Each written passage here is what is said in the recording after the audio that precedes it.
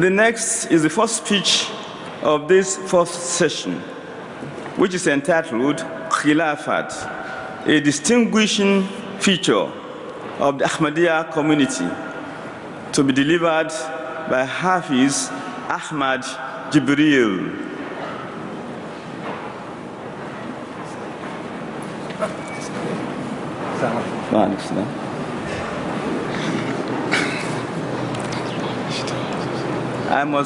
I'm sorry, I must inform you that Hafiz Ahmad Jebrael Saeed Sahib is missionary and Naib Amir, Ghana.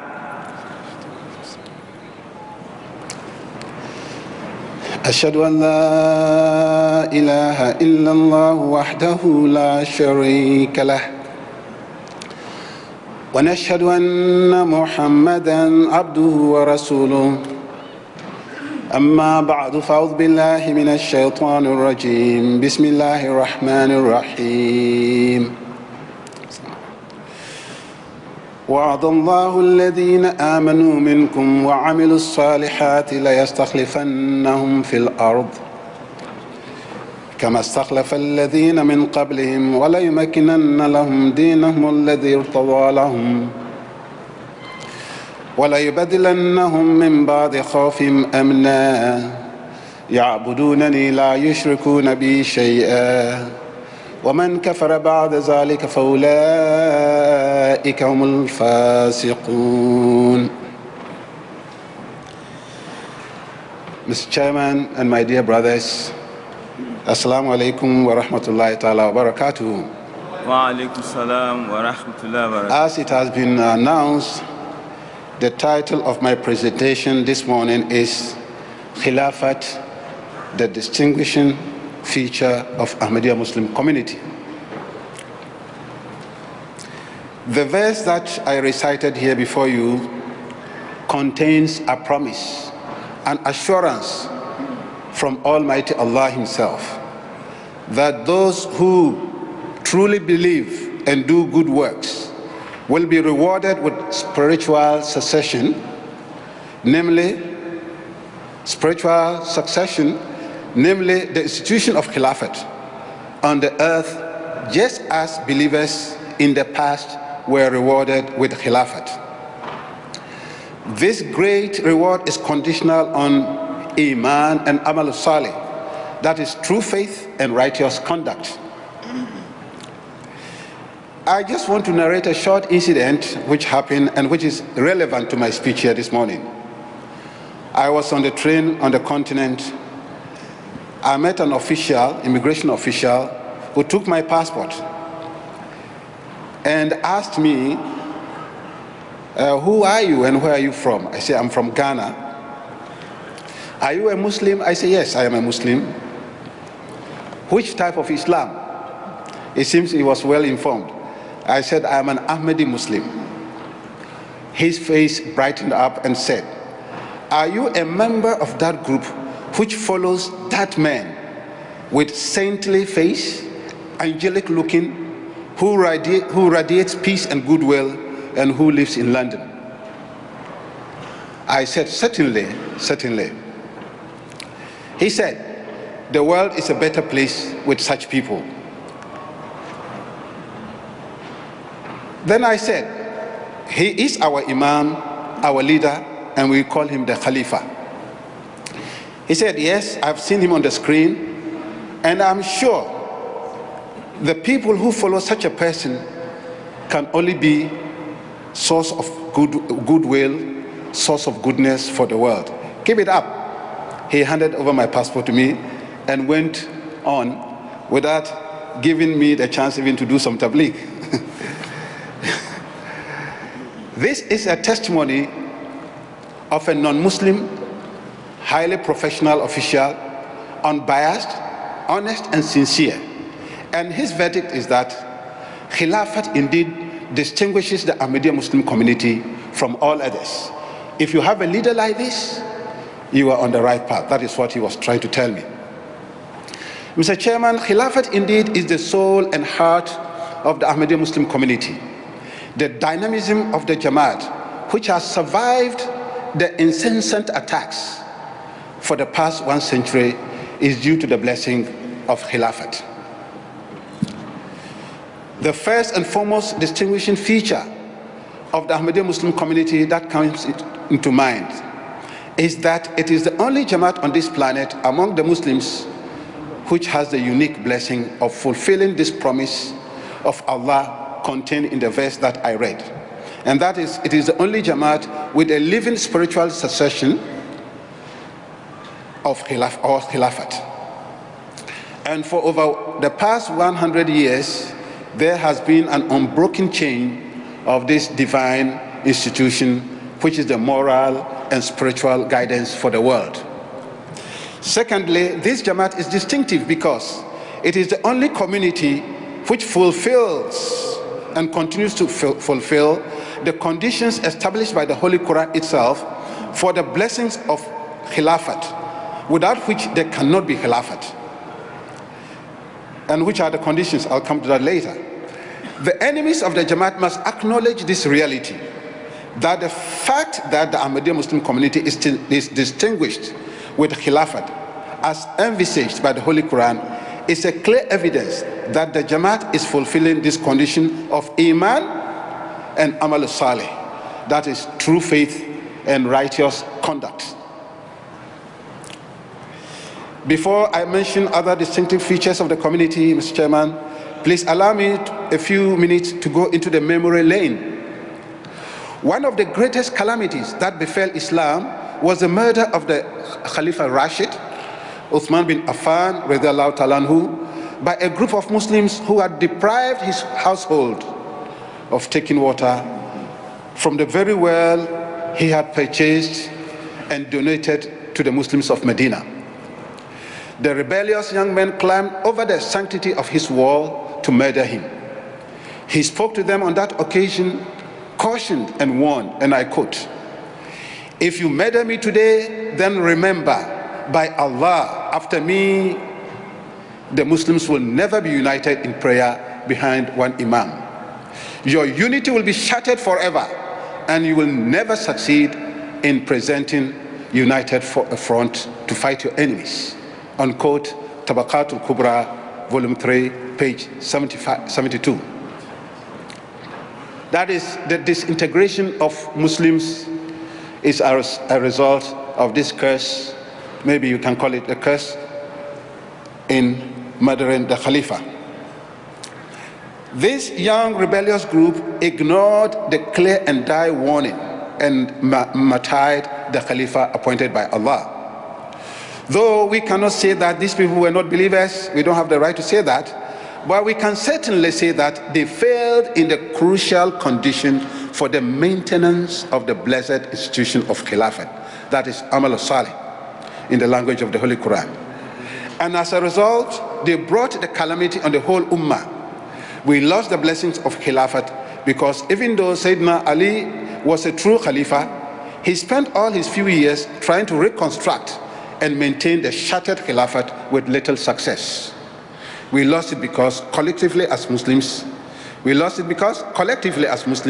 we allowed Amal Ghayr Salih, unrighteous conduct, indeed heinous crime, to succeed. The Holy Prophet Muhammad sallallahu alaihi wasallam foretold and prophesied concerning this painful part of our history. He said, "An Hudayfa radiallahu ta'ala anhu qala, قال رسول الله صلى الله عليه وسلم تكون نبوة فيكم ما شاء الله أن تكون ثم يرفعها الله إذا شاء أن يرفعها الله تعالى ثم تكون خلافة على منهاج النبوة فتكون ما شاء الله أن تكون ثم يرفعها إذا شاء الله تعالى أن يرفعها ثم تكون ملكا عضا فيكون ما شاء الله أن يكون ثم يرفعها إذا شاء أن يرفعها الله تعالى أن يرفعها الله تعالى ثم تكون ملكا جبرية فتكون ما شاء الله أن تكون ثم يرفعها إذا شاء الله تعالى أن يرفعها ثم تكون خلافة على منهاج النبوة ثم سكت." مسند الإمام أحمد، باب حديث نعمان bin Bashir عن النبي صلى الله عليه وسلم.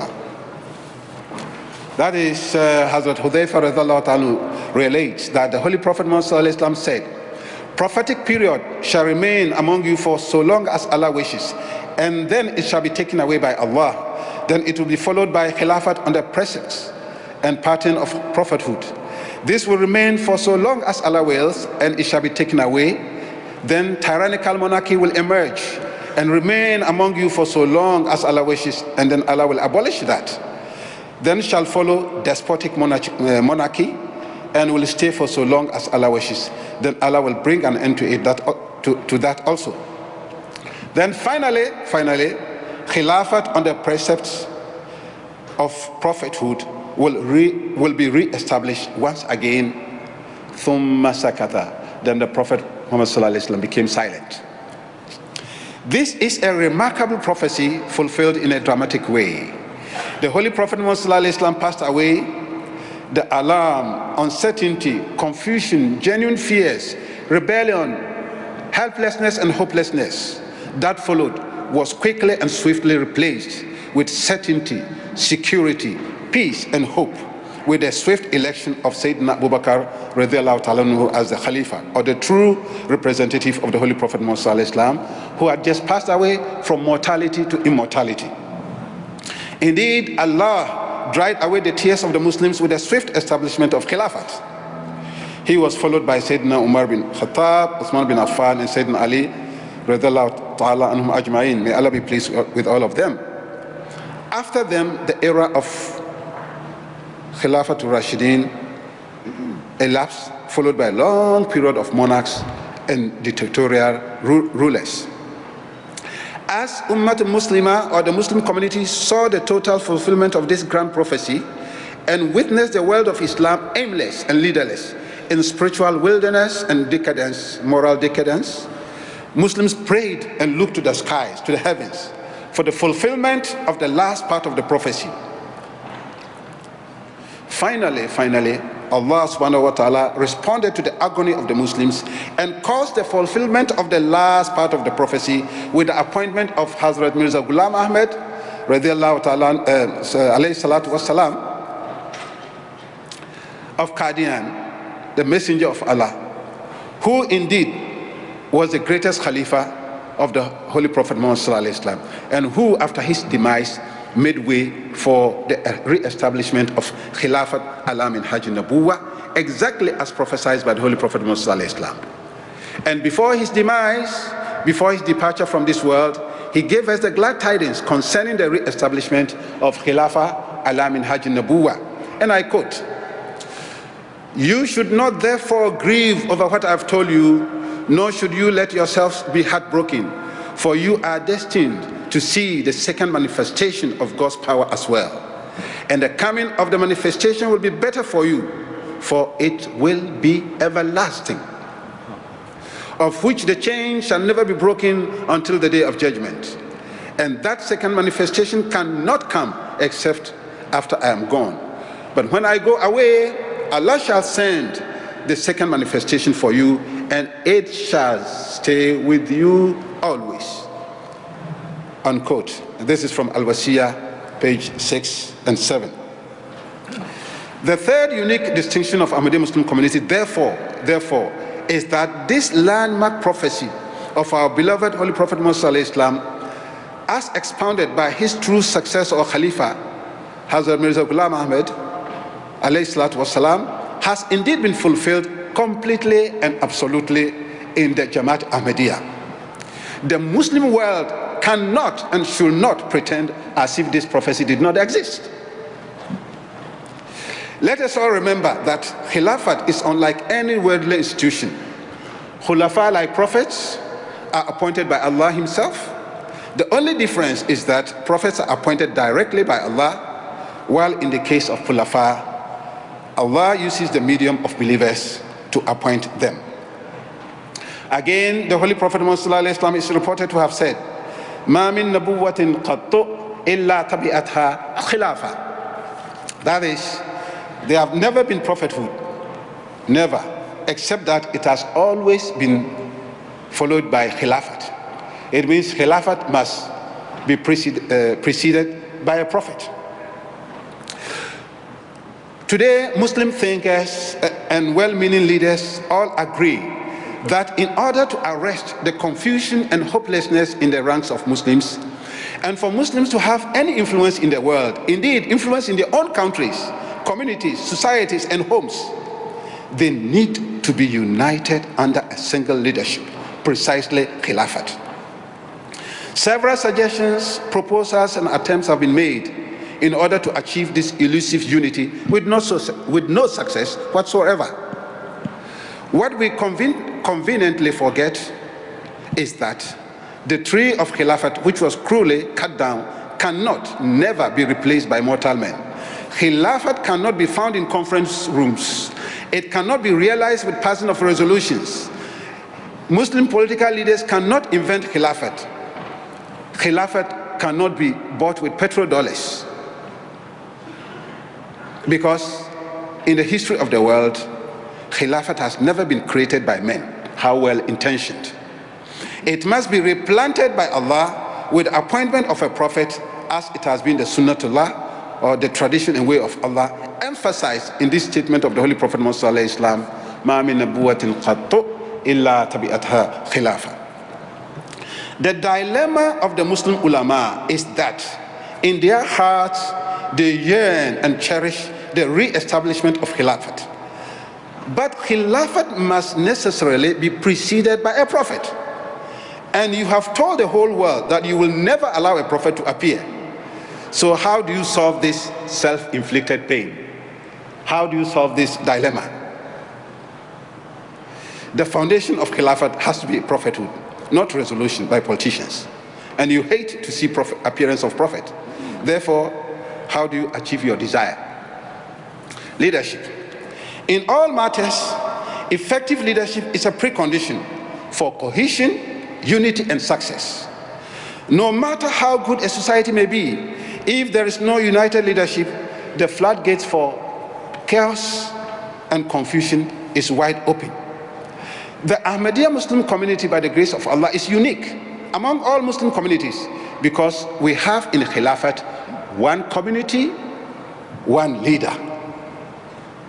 For over 100 years, the institution of Khilafat has been alive only in the Ahmadiyya Muslim community, and it is Khilafat which has sustained this community. This is indeed a distinction for which we say Alhamdulillah. Nare Takbir! Nare Takbir! Khilafat Ahmadiyya! Khilafat Ahmadiyya! Nare Takbir!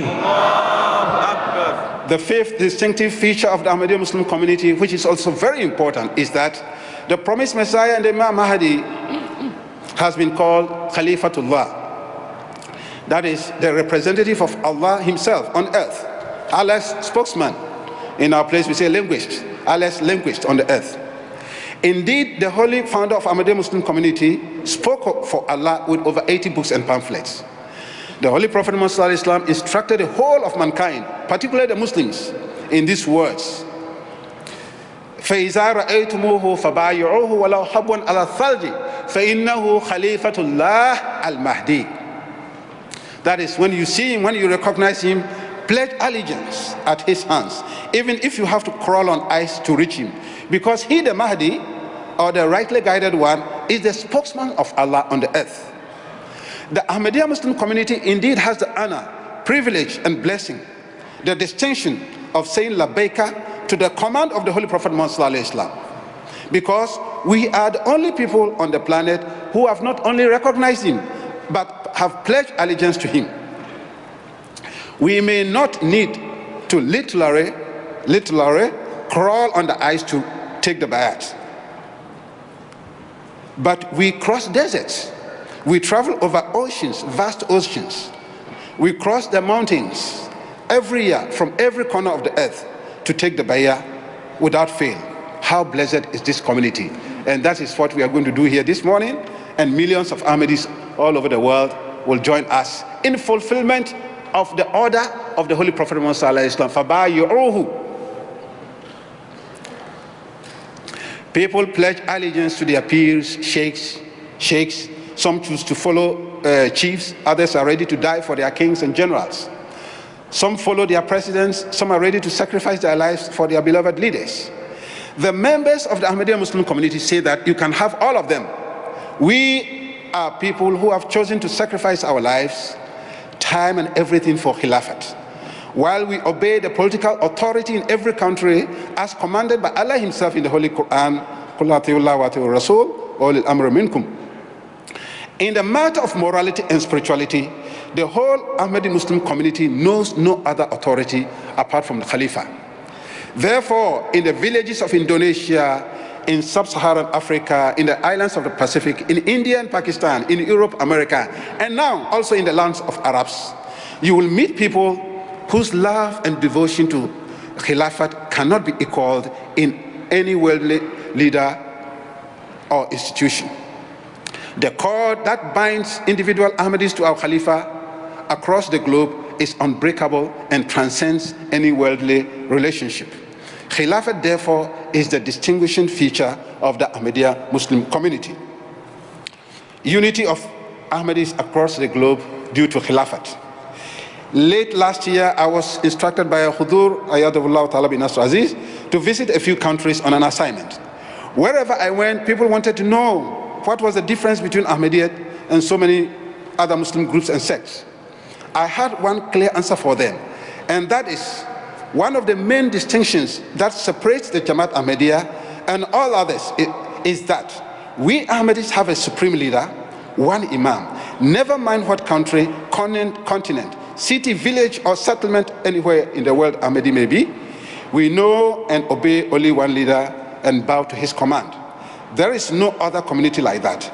The result of this unique situation is that when a true Ahmadi finds himself in any part of the world, maybe in the Kalahari Desert, maybe in Greenland, away from his home, all what he needs to do is to find an Ahmadi, brother or sister, and you will instantly find a brother or a sister and receive genuine welcome and assistance. Let some other Muslim not belonging to the Ahmadiyya Jamaat go to Senegal, Indonesia, and Pakistan and say, I am from Ghana or Germany and I belong to the same Jamaat with you. They will look at his face and say, so what and so what? In fact, such an introduction that I'm a Shia like you, I'm a Sunni like you, such an introduction will make you a suspect instantly, that you maybe have something under your sleeves. That is not with the Ahmadiyya Muslim community. So what has made the distinctive difference? Why are Ahmadis welcome in each other's homes all over the world? Precisely because the Jamaat Ahmadiyya has always been blessed with a Khalifa, a spiritual father who binds us all and makes us one family. The promise of Allah to the believers. Mr. Chairman, please allow me to go back to the verse I recited in the beginning. The promise of Allah to the believers to establish them on the earth has some very important elements. I can only cite one or two. Firstly, it says, Allazina amanu minkum, which means those who believe and do good works from among you. It means that Khilafat will be global, not limited to one country or people. Khilafat has made Ahmadiyya truly global, as we can see and feel in this Jalsa here. And also with over 80 million dedicated men and women to the unity of Allah and the spread of Islam in over 200 countries. There is no Muslim sect or Jamaat which is as global as the Jamaat Ahmadiyya. وَلَا يُبَدِّلَنَّهُمْ مِنْ بَعْدِ خَوْفِهِمْ أَمْنًا. He will turn their fears into peace and security. It is implicit in this statement of Allah that this holy community led by a Khalifa will always be under threat and fear. People ask, why are we going under such pressure, suffering? Well, it is in the verse. It is implicit in the verse that this Jamaat will always be under threat from our opponents. This community has passed through several trials and tribulations. The Ahrar movement vowed to pull down the bricks of Qadian in 1935. The mullahs vowed to destroy Ahmadiyya in 1953. A prime minister planned to put begging bowl in the hands of honest and hard-working noble Ahmadis in 1974. A dictator drunk with power vowed to uproot what he called the cancer of Qadaniyat. In all these and other situations, the aim was to create fear, panic, and insecurity among the Ahmadis. The distinctive feature of Ahmadiyya Muslim community is that in all such situations, Allah subhanahu wa ta'ala used the instrumentality of Khilafat to turn the situation of fear into peace and security as promised by Allah. And all those individuals and groups who try to create fear and destruction and panic among the Jamaat met with failure, destruction, and disgrace. It is for the whole world to see. Nare Takbir, Allah, Khilafat Ahmadiyya, Zindabad, Shuhada Ahmadiyyat, Zindabad, Asiran Rahe Maula, Nare Takbir. Allahu Akbar. In 1974, we were students in Rabwa. We witnessed firsthand the atrocities meted out to innocent Ahmadis in Gujranwala, Okara, Sargoda, Chinyot. And by chance, unfortunately, I personally witnessed the burning down of Murad Cloth House one morning in Faisalabad. That time it was known as Lairpur. A situation of fear and sadness was created in Ahmadi homes, though no panic. But as we went to Masjid Aqsa for Juma with sadness and heavy heart, and saw the face of the Khalifa radiating peace, cheerfulness, despite the pain, our fears disappeared. And we came out of the mosque after listening to his sermons, confident and fearless. Indeed, if I remember rightly, it was during those days that our beloved Khalifa coined this phrase, Hamesha Muskrate Raho. You should be cheerful always, despite what they are doing to us.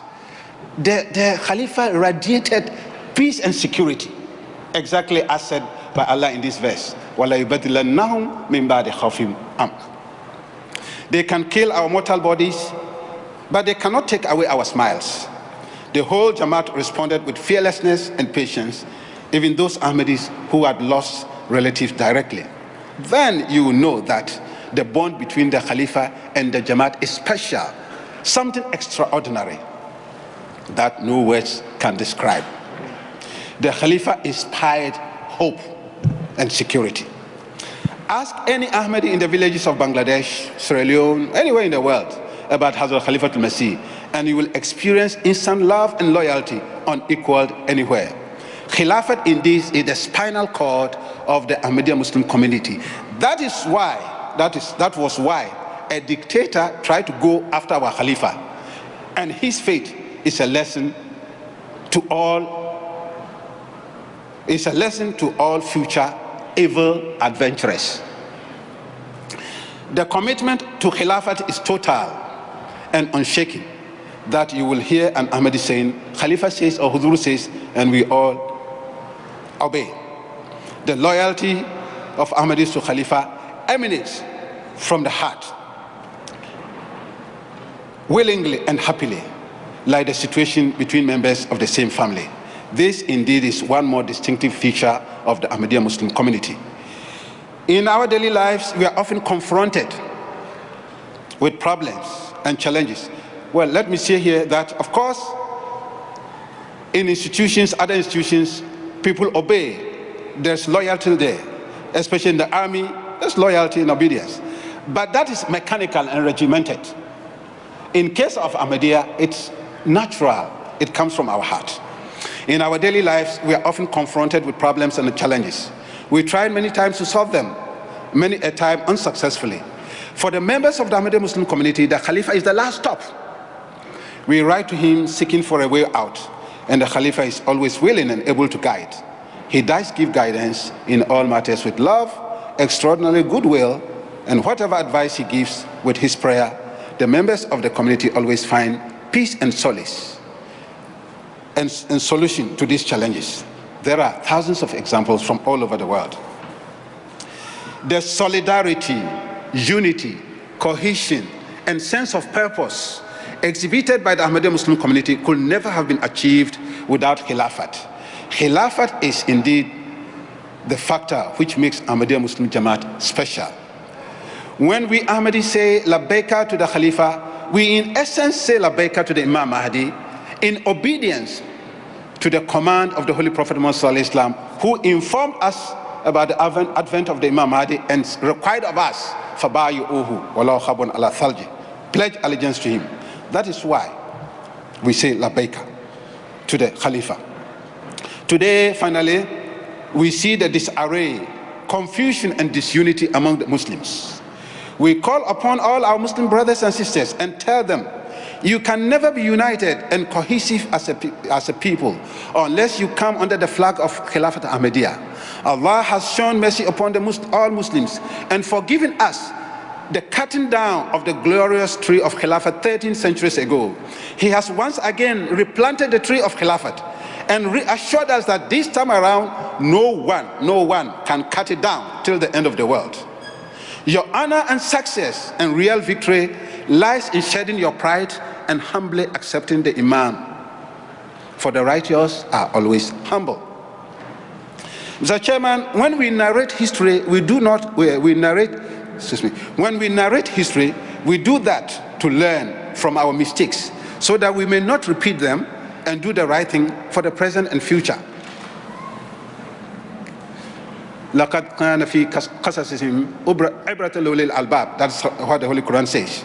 We learn from our mistakes. Today, there are hundreds of Muslim sects across the globe, each party or sect claiming to be the true Muslim. كُلُّ حِزْبٍ بِمَا لَدَيْهِمْ فَرِحُونَ. I want to make it clear that there is only one Jamaat, a unique Jamaat. The Jamaat with the distinction, and that is Jamaat Ahmadiyya. Because Jamaat Ahmadiyya is led by a divinely ordained Khalifa. It is that makes Ahmadiyya distinctive. There is no success, there is no victory for Muslims beyond this Jamaat and its Khalifa. Let all those who cherish the unity of Muslims shed their ego and pride and come under the flag of Khalifatul Masih. This is where the success of Islam or the world of Islam lies.